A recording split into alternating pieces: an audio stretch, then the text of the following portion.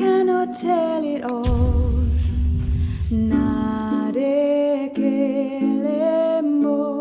Jésus, sachant tout ce qui devait lui arriver, s'avança et leur dit, qui cherchez-vous? Ils lui répondirent, Jésus de Nazareth. Jésus leur dit, c'est moi. Et Judas qui le livrait était avec eux. Lorsque Jésus leur eut dit, c'est moi, ils reculèrent et tombèrent par terre. Judas, son disciple, Judas, son bien-aimé compagnon, avait déjà pris les 30 pièces d'argent pour la livraison et la vente de Jésus-Christ, son Seigneur.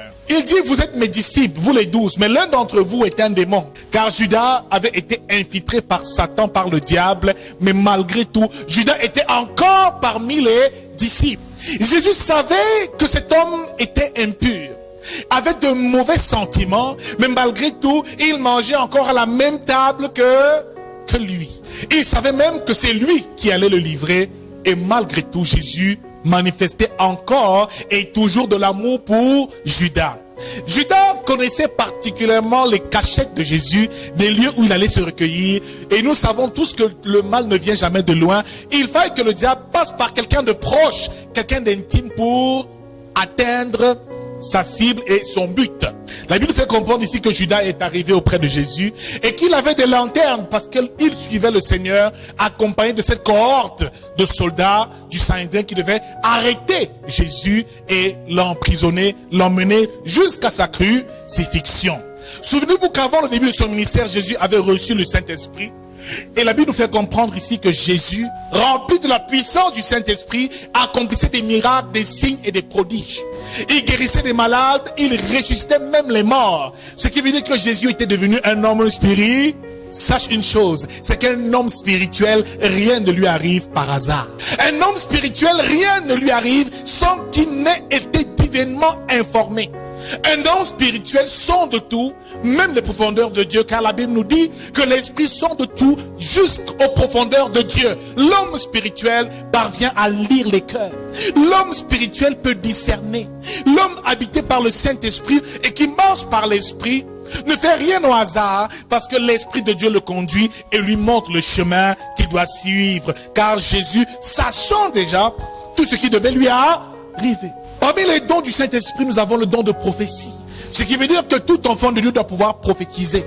Ce qui veut dire, quelquefois, annoncer des choses à venir, déclarer la pensée de Dieu et scruter la pensée du Seigneur pour sa vie et pour la vie des autres et du prochain. Jésus était déjà un homme spirituel. Ce qui veut dire qu'il savait où il allait. Le plan de sa mission était déjà clair dans son esprit. Car tout chrétien doit avoir un ordre de mission. Il savait qu'il devait être baptisé, par la suite qu'il devait être livré. Il savait par la suite qu'il devait être frappé, qu'il devait porter sur lui tous nos fardeaux. Parce que spirituellement, il était équipé. Il était un homme spirituel dont l'Esprit de Dieu le conduisait. Que lorsque tu as le Saint-Esprit, tu as la capacité surnaturelle, effectivement, d'entrer dans les profondeurs de Dieu. Dans toute situation, tu as l'analyse, le regard et la pensée de Dieu. Tu obtiens le discernement des esprits. Ce qui veut dire que tu peux discerner dans toute situation ce qui est invisible aux yeux des hommes naturels, aux yeux de l'homme spirituel, peut être totalement décrypté. Jésus leur dit, c'est moi. Ils reculèrent et tombèrent par terre. Donc, le simple c'est moi que Jésus a dit a fait tomber tous ces soldats-là. Dit avec moi, Jésus était puissant. Quelqu'un qui faisait trembler les démons. Il était habité par une force, une puissance si grande que les démons tremblaient lorsqu'il arrivait, frère. Lorsque nous devenons enfants de Dieu, remplis du Saint-Esprit, les démons tremblent quand ils nous voient. Quels que soient vos ennemis, quels que soient nos adversaires, quels que soient les démons, les sorciers qui se présentent, ils se plient face à nous parce que nous sommes revêtus d'une puissance, de la plus grande puissance qui soit, de la puissance venue d'en haut et du Saint-Esprit. Jésus parlait, seulement les malades guérissaient. Il parlait, sa parole allait jusqu'au séjour des morts et ramenait les morts à la vie. Alors lorsqu'ils venaient le chercher, frère, c'était un homme très spirituel. Quand il se présente, il se présentait seulement. Il reculait d'abord, ils disent, hey, on vient d'attraper quelqu'un. Hey, c'est toi Jésus? Jésus s'est présenté, il dit, c'est moi. Lorsque Jésus leur eut dit, c'est moi, ils reculèrent. Bien-aimé, je déclare que tes ennemis vont reculer à chaque fois que tu parleras des paroles de ta bouche au nom de Jésus-Christ. Parce que c'est en fait ça la réalité. Les sorciers n'ont plus de pouvoir sur nous. Les démons n'ont pas de pouvoir sur nous. En fait, le diable utilise simplement notre ignorance. Ils reculèrent et tombèrent par terre. Ils tombent par terre avec leurs lances. Ils tombent par terre avec leurs armures. Jésus n'avait aucune arme. La parole de sa bouche était son arme. Frère, quand tu comprendras comment avec la parole de Dieu, tu peux changer le cours des choses. Tu sauras que la parole est une arme à double tranchant. Tu connaîtras le pouvoir qui est en toi et caché en toi au travers de la parole de Dieu. Il leur demandait de nouveau, qui cherchez-vous? Et ils savaient pourtant que c'est lui qui venait chercher, mais il leur demande quand même pour leur dire, soyez courageux, relevez-vous et continuez de faire ce que vous deviez faire. Simon-Pierre, qui avait donc une épée, la tira, frappa le serviteur du souverain sacrificateur et lui coupa l'oreille droite. Ce serviteur s'appelait Malchus. Jésus dit à Pierre, remets ton épée dans le courroux. Ici, la Bible nous fait comprendre clairement que Jésus ne s'est pas débattu. Mais un homme a réagi. Simon-Pierre, qui avait donc une épée, la tira, frappa le serviteur du souverain sacrificateur et lui coupa l'oreille droite. Il n'a pas laissé. On ne peut pas arrêter son maître et il reste tranquille. Il fut certainement animé d'une sainte colère. Mais la Bible nous fait comprendre ici que Jésus a repris Pierre. Il dit, remets ton épée dans le fourreau. Pierre s'est mis en colère. Pierre s'est fâché. Et lorsque tu te mets en colère, tu peux naturellement tomber et sombrer dans le péché. Jésus lui a dit, n'agis pas ici. Quand on regarde le personnage de Pierre durant tout le ministère de Jésus, Jésus lui a dit, Pierre, tu es Pierre et sur cette pierre je bâtirai mon église. Mais voyez-vous, lorsque Jésus marchait sur les eaux, c'est Pierre qui a vu un fantôme. Et il a dit, maître, si c'est toi, ordonne-moi de venir dans l'eau et de marcher sur l'eau avec toi. Pierre a marché. C'est le même Pierre qui a dit que si même tu serais une occasion de chute pour nous aujourd'hui, tu ne le seras pas pour moi. Il a régné 3 fois. Alléluia. Durant la marche de Pierre avec Jésus, Pierre a commis beaucoup d'erreurs. Nous voyons là une différence entre le premier Pierre, Simon Pierre, qui a œuvré dans le ministère de Jésus, mais on voit aussi le Pierre qui a parlé le jour de la Pentecôte. 2 Pierres différents. La Bible déclare que le jour de la Pentecôte, Pierre a fait ce discours et 3000 âmes ont été gagnées le jour où ils ont reçu le Saint-Esprit. Et Pierre a commencé à accomplir un ministère excellent. Parce que la promesse de Dieu s'est accomplie enfin. Ils avaient reçu le Saint-Esprit. Ce qui veut dire ici que Pierre, avant de recevoir le Saint-Esprit, était encore un homme naturel ou un homme charnel. Nous avions dit la dernière fois qu'il y a 3 catégories d'hommes. Le premier, c'est l'homme animal. Un homme qui est régi par ses sens et conduit par les émotions de son cœur. Un homme qui ne regrette pas le mal et qui n'a aucune conscience du mal qu'il fait. Un homme animal n'est pas différent d'un animal à qui tu prêcherais l'évangile, qui n'arrivera jamais, au nom jamais, à la conversion. Car l'homme animal ne connaît pas les choses de Dieu, car elles sont une folie pour lui. 1 Corinthiens 2,14 nous parle de cela. L'homme animal ne connaît pas les choses de Dieu, car elles sont une folie pour lui. L'homme animal, les choses de Dieu, c'est une folie.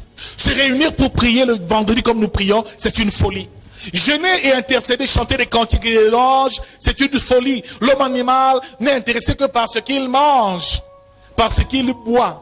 Il veut simplement nourrir sa chair et ses émotions se nourrissent simplement de tout ce qui satisfait sa chair et les désirs de la chair. L'homme animal peut agresser, peut voler, peut tuer sans jamais avoir éprouvé du remords tant que sa chair y trouve satisfaction.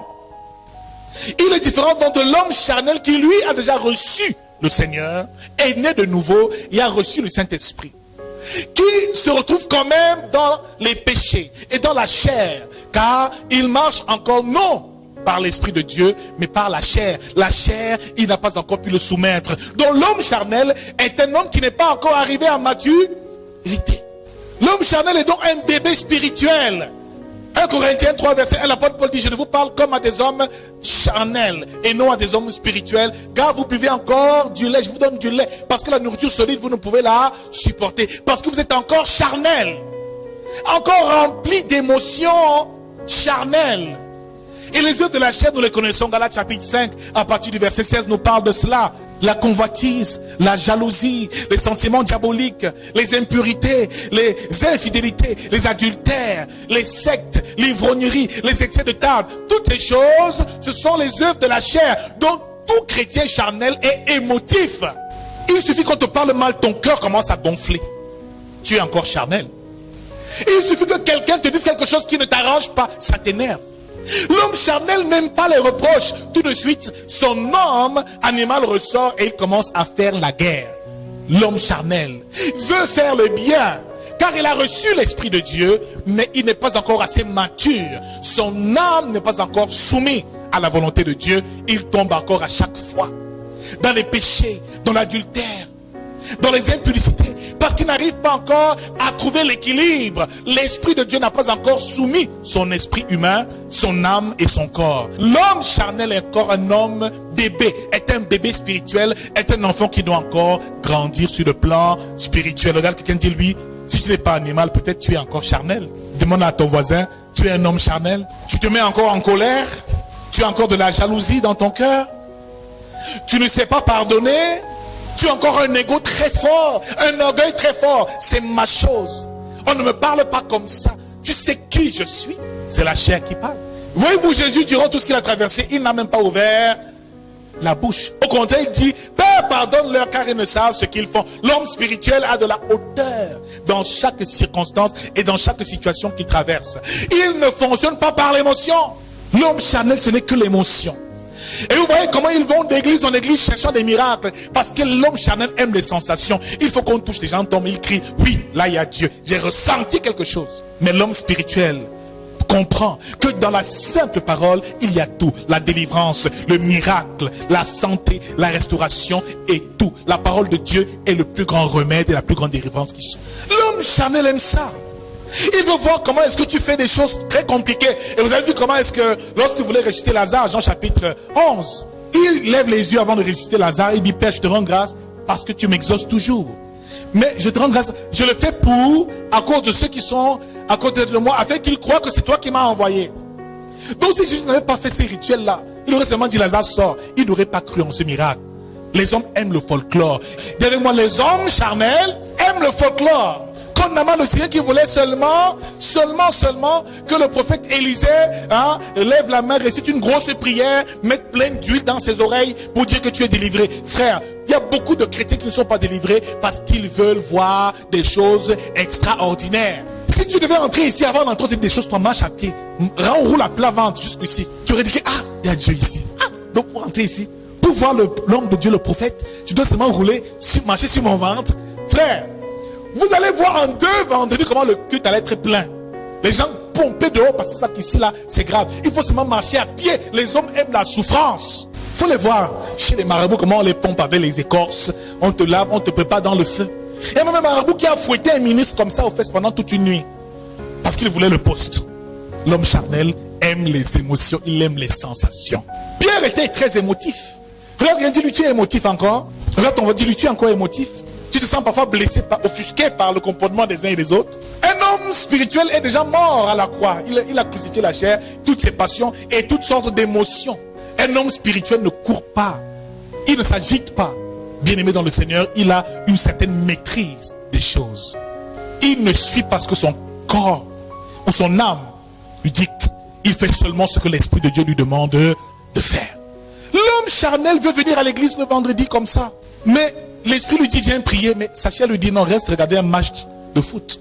Va t'amuser avec tes amis. Le corps te pousse à faire des choses contraires à ceux de l'Esprit. C'est pour ça que l'Esprit et le corps, la chair, ne s'entendront donc jamais. Si tu veux être un homme spirituel, tu dois tuer ta chair. Pierre n'avait pas encore tué sa chair, amen. Et il n'avait même pas encore reçu l'Esprit qui pouvait l'aider à surmonter tout cela parce qu'il était encore très très colérique, toujours en colère. Le genre de chrétien qui fait de la prière, quand elle sort après, c'est les engueulades, toute la nuit, l'engueule, l'insulte, les choses, tu te demandes, mais ça c'est encore Dieu? C'est l'homme charnel. Ce qui nous amène maintenant à l'homme spirituel. Alléluia. Jésus était donc un homme spirituel. C'est le modèle par excellence. Dans la Bible, il y a eu des hommes charnels aussi. Salomon était un homme charnel. La Bible déclare qu'à la fin de ses jours, il avait tellement de concubines et de femmes que ces femmes étrangères ont rempli son cœur d'idoles. David même, qui était l'homme selon le cœur de Dieu, était aussi un homme charnel à certains moments. Il a même tué un soldat Uri. seulement parce qu'il voulait sa propre femme, Bathsheba. Samson était charnel. Parce que Dalila, à cause de tout cet amour, l'amour des femmes et de la chair, il s'est fait avoir par les Philistins. Bien-aimé dans le Seigneur, la chose qui t'empêchera d'entrer dans ton élévation, la chose qui t'empêchera de pouvoir entrer dans ton héritage, c'est ta chair si elle n'est pas soumise, frère. Malheureusement, tu ne pourras pas entrer dans ton héritage et l'Esprit de Dieu ne pourra pas te conduire. Alléluia.